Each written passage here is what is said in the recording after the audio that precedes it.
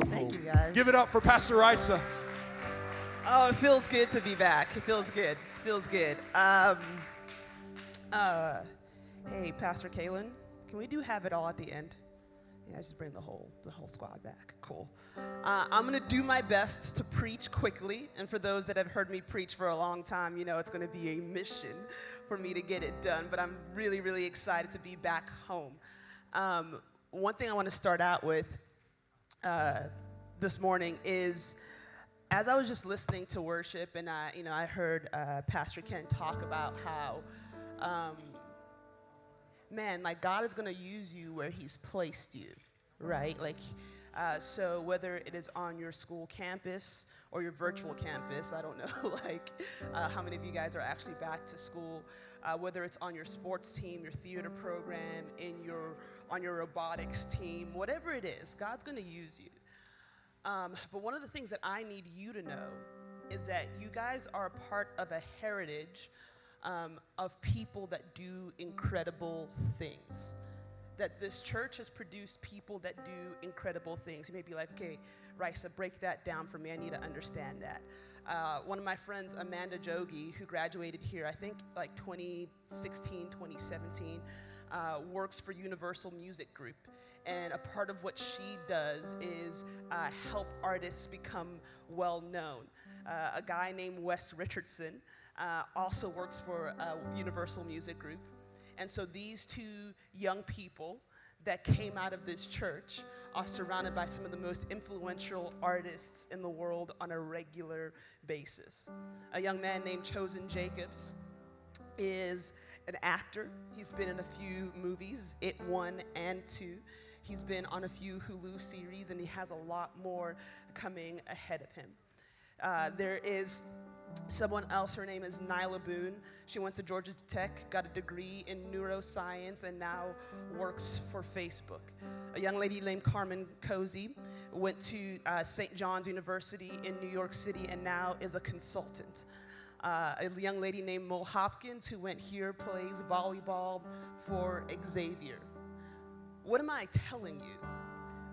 That God is going to place you in positions that are so significant that you'll look around and be like, yo, how did I get here? How did I get here? How am I in this room? I look across this room, and I've known some of you guys since you were little, and some of you guys are faces that I don't recognize. I look at Sadie, who I'm so, I was standing up there, and I saw Sadie walk in. She's probably 6 feet tall right now, an incredible volleyball player, one of the kindest people that I know. And someone that when she is around people, they just love her, and they respect her, and they trust her. And so she could walk into this room and nobody notice, nobody recognize her. But when Sadie is around her friends, people are like, yo, you can respect this young lady. I look at Talia, who again is a giant. You guys need to stop getting taller than me. It's disrespectful. Okay, it's just, what's the most disrespectful thing you've done is grow. You've gotten taller. I don't like it. I really want to be taller. Anyway.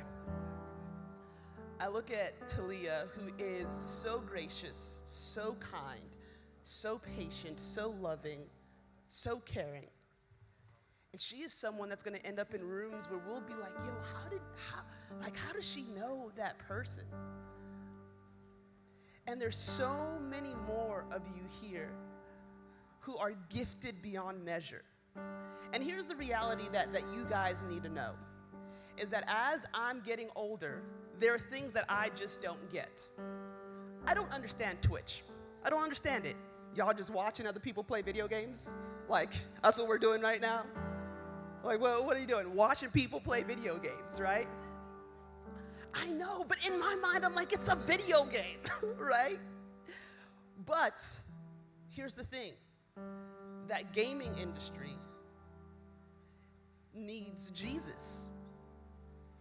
And so you can be excellent at gaming, and I want you to be so good that you get paid to play. That's my dream for you, that you would be like the dude that made $3 million winning one tournament. I pray that you are that good, because now gamers are the new celebrities. Drake is hanging out with gamers, and I'm like, bruh, why? You're Drake. And he's like, look, it's a gamer. I'm like, okay, whatever. So I pray that you're so good that you get paid to play. And as you're playing, as you're connecting, as you're sharing, people will be able to say like, yo, you're not only really good at X, Y, and Z, but you're very kind, you're very loving, you're very consistent, you're very loyal, you're very faithful. What makes you different? Someone took advantage of you. Someone said something negative about you, and all you do is act in kindness. What is it about you that makes you different? And in that moment, you could just be like, yo, like if I'm being honest, what makes me different is the fact that I've met a God that loves me, a God that cares about me, a God that sees me, a God that knows me. As much as he loves me, he loves you. And so if all you want to do is play Call of Duty, we can play for the next few hours. But if you want to hear about this God, we can also do that. How can I serve you? And the reason why we as a church needs you is because you guys know things that we don't. You guys care about things that we don't. And as you care about the things that you do, as you love the things that you do, you can go into places that we'll never be able to go, and you can show people the light of Jesus. And I'm telling you this, one thing I have learned this year that has been challenging, this year that's been confusing, this year that's been uncertain, is that God is the only thing that is consistent. God is the only thing that we can rely on. And there are moments where I ask myself, God, where were you when this happened? Where were you when that happened? And instead of responding in anger and in frustration and in disappointment, what he does is he comes next to me and he says, Raissa, I was there. I was there when your heart was broken. I was there when you were disappointed. I was there when things were hard. I was there. And it may be messy and it may be unfair, but I'm here right now. And if you want me to, I can be on this journey with you. So this morning, we're going to read one of my, one of the stories of the Bible that I find most interesting. It's found in John chapter 2, verses 1 through 11. I'm going to read it quickly. It says this: On the third day, a wedding took place at Cana in Galilee. Jesus, his mother, was there, and Jesus and his disciples had also been invited to the wedding. When the wine was gone, Jesus' mother said to him, "They have no more wine." "Woman, why do you involve me?" Jesus replied, "My hour has not yet come." When Jesus says my hour has not yet come, what he was saying there is that my time to be glorified, my time to be seen, my time to be recognized has not yet come. But the other thing he was saying is that the time for my crucifixion has not yet come. His mother said to the servants, "Do whatever he tells you." Nearby stood 6 water jars, the kind used by the Jews for ceremonial washing, each holding from 20 to 30 gallons. Jesus said to the servants, "Fill the jars with water." So they filled them to the brim. Then he told them, "Now draw some out and take it into the master of the banquet." They did so. And the master of the banquet tasted the water that had been turned into wine, and he did not realize where it had come from, though the servants who had drawn the water knew. Then he called the bridegroom aside and said, "Everyone brings out the choice wine first and the cheaper wine after the guests have had too much to drink." What he was saying is that once people are too lit to notice, people bring out the cheap wine. But you guys know nothing about alcohol, so I'll just let you know, don't drink and drive. Okay, let's keep going. But you have saved the best till now. What Jesus did here in Cana of Galilee was the first of the signs through which he revealed his glory, and his disciples believed in him. Let's pray real quick. Jesus, thank you so much for this moment. I just pray that your power and your presence and your joy be here, and that as we share the story of your goodness and of your purpose in the lives of each and every person in this room, that we would know that each and every one of us were not just here by accident, but we were made for the moment. That every challenge that we're facing, that you're going to empower us to overcome, that every person we meet is an opportunity for us to share your goodness, Lord God. And I pray that every single person in this room would walk away with a little bit more clarity about why they were brought into the world. They're not an accident, they're not a mistake, they're not a disappointment, they're not something or someone to be put to the side, but instead they're here for the display of your glory, to show love to the world and to be loved by you. We love you so much, Jesus. In Jesus' name I pray, amen. Amen. Thank you, Pastor Kaylin. You'll probably need to come back up in about 8 minutes. Okay, just time it. Maybe 6. Now, imagine being at a party. Imagine being at a party. The music is going, okay? You know, the beat is dropping. Whatever is playing is playing. Drake's new album is coming out this summer, and I am going to act out, okay? My friend got a boat. I'm going to spend the whole summer on the boat. Next time you see me, probably in July, okay, I'm going to show up here and be like, Raissa, you can look at me and be like, Raissa, you're deep chocolate. And I'll be like, I know. I've been on a boat.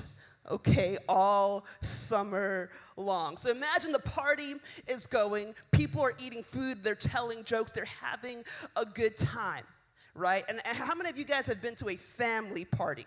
A family party, okay. At a family party, what ends up happening is that you're not just there for a good time, you're there to work. Okay, there's not enough ice. Can you go get some more ice? Okay, the kids are running around in the playroom. Can you go watch the kids? Okay, hey, we're out of ketchup. Can you walk to the store? And you're like, the store's a mile and a half away.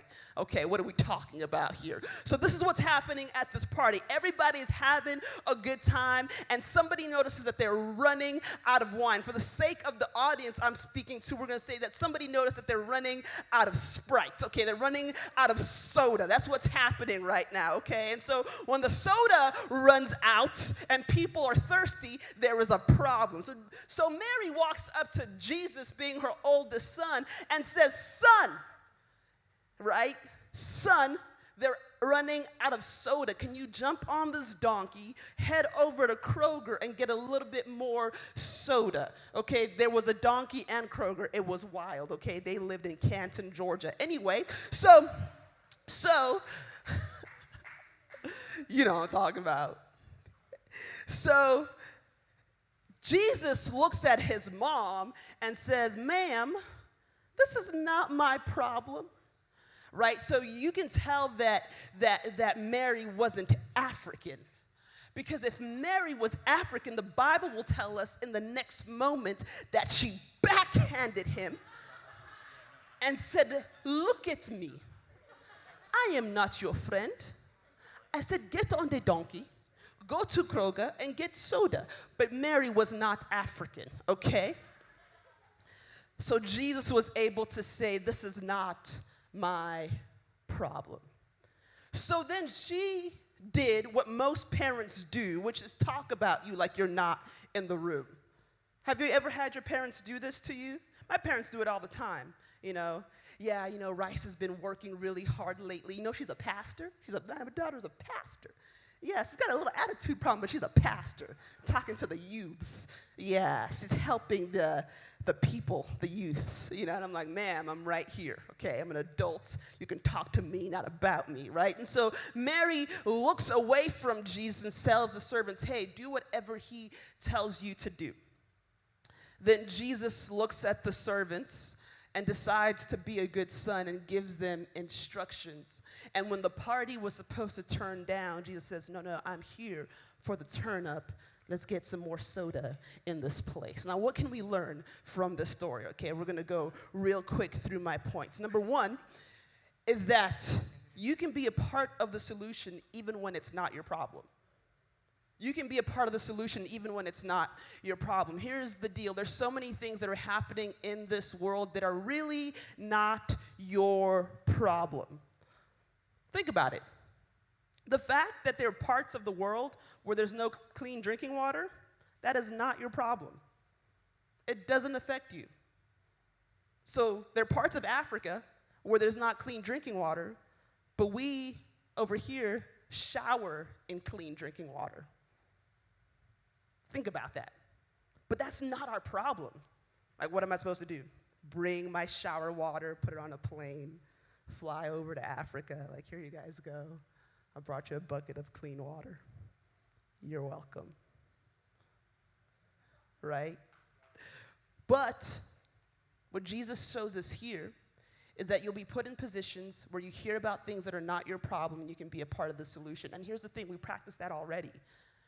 Right? When your friend comes to you for advice about their dating relationship, right? And you just want to say, hey, he belongs to the streets.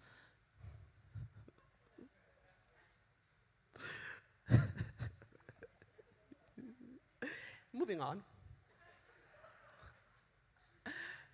What you say instead, you give her good advice. You say, hey, here's what you should do. Think about blah, blah, blah, blah. In that moment, you decide, hey, even though it's not my problem, I want to be a part of the solution. Now, what if we start to do that on a larger scale?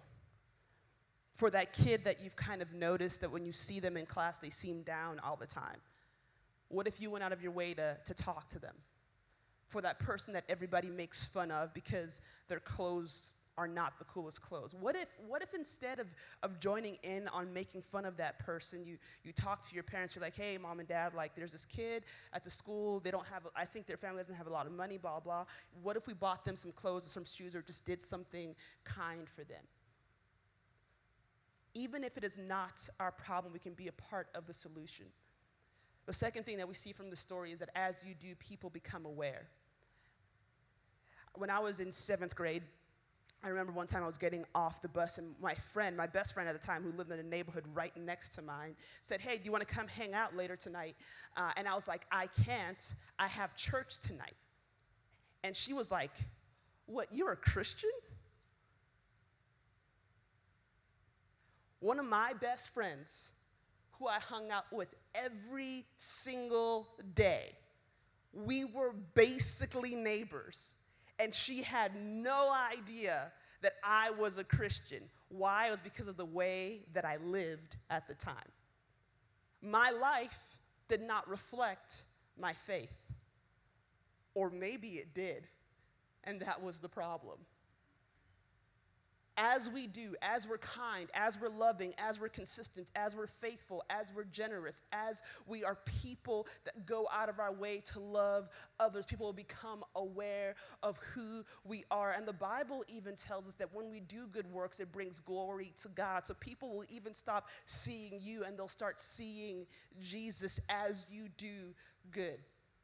The third thing, y'all, I'm doing so good on time, man. I'm on my third point, and there's 3 points in the sermon, so we're killing it right now.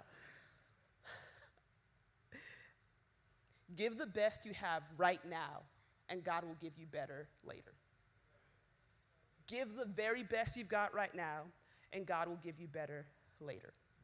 I want you to imagine at this party, the bride and the groom are two-stepping, right? They got a drink in their hands, soda, for the sake of this audience. And they're just like, hey, we're married. You know what that means, soda. Okay, right? The 12th graders get it.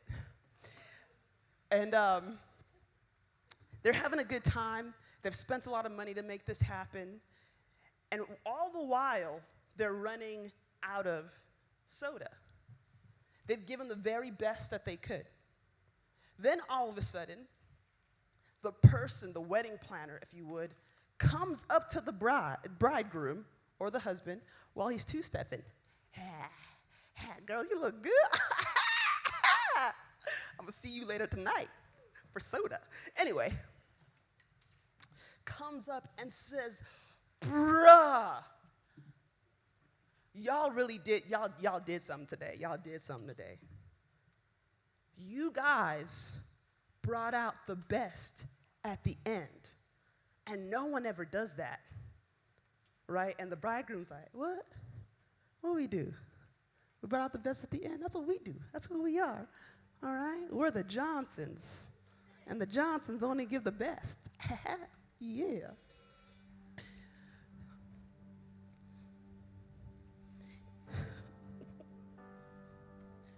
What's wild about this story is that the thing that's being most celebrated was a thing that wasn't earned. It wasn't deserved. It wasn't manufactured. It was given. Pastor Raissa, what are you saying? What I'm saying to you, do the very best you can in school. Do the very best you can on the soccer field.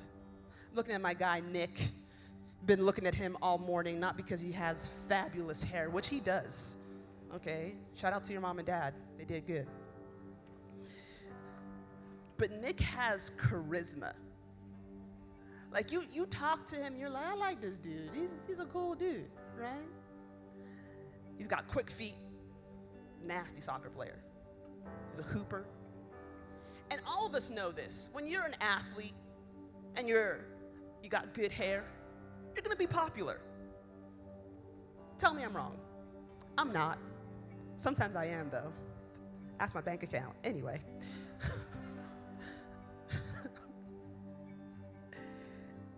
And so it wouldn't surprise me if I walked onto, you go to Pope, right?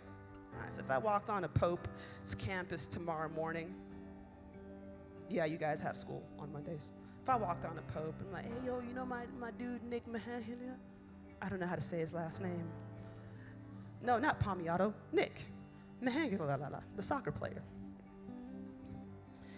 I'd be like, oh, yeah, man, that dude's sick, you know what I'm saying? He got the doo-doo. You know what I'm saying? He got that, like, Ronaldo, Messi thing going on. You know, do. Like, oh, cool. Is he a good guy? I mean, yeah, I think so. Like, you know, he got the do.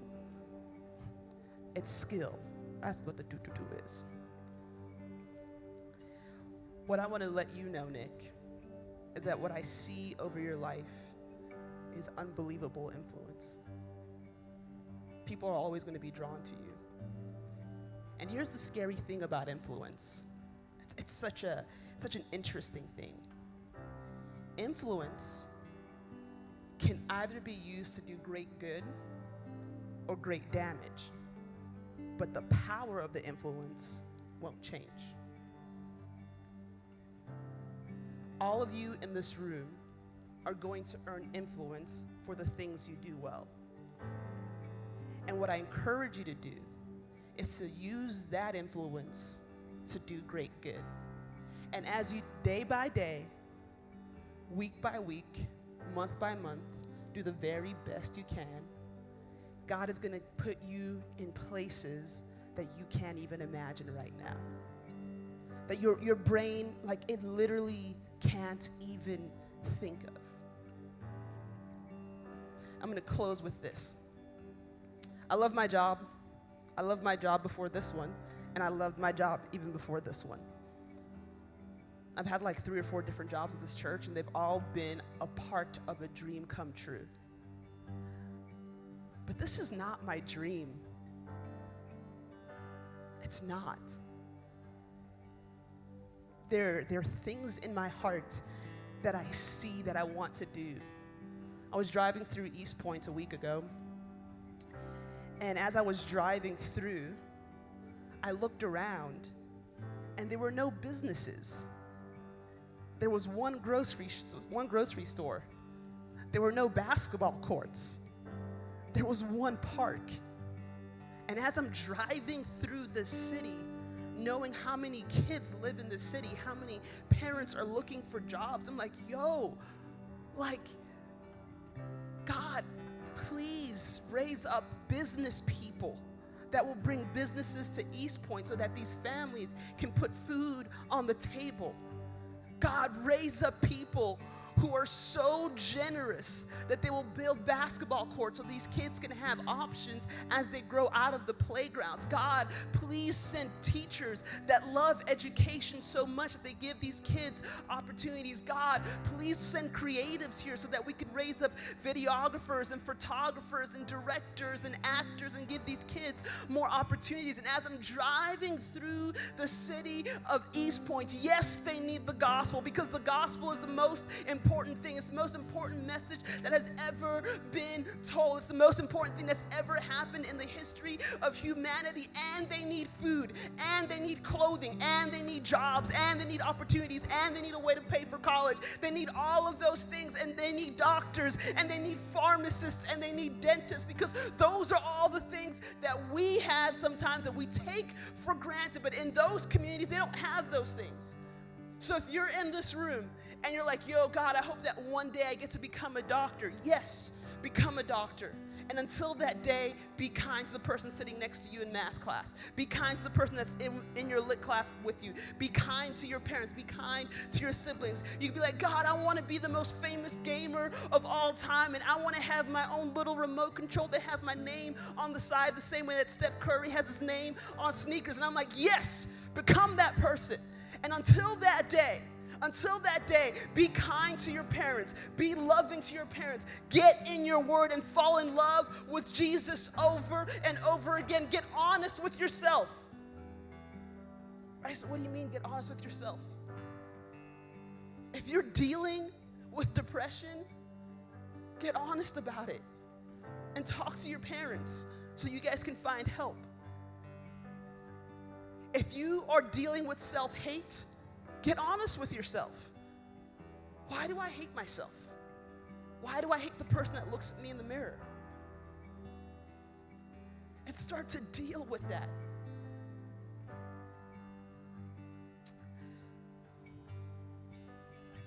Here's the thing. All of us have dreams. Some of us have dreams to be famous. Some of us have dreams to become a parent. Others have dreams to make a lot of money, and those are all good dreams. And as you wait for those dreams to come true, go. Go be kind. Go be loving. Go be consistent. Go be faithful. Go be transparent. Be honest about what's hurting you. Be honest about what you're excited about. Learn to be yourself. And here's how we're going to end our time together. The band is going to sing like for 45 seconds, maybe a minute. And does everybody have a way to take notes? Like whether it's on your phone or on a, I don't know why I'm touching my stomach as if you're going to take notes on your stomach, on a phone or on a piece of paper or a tablet, a notepad.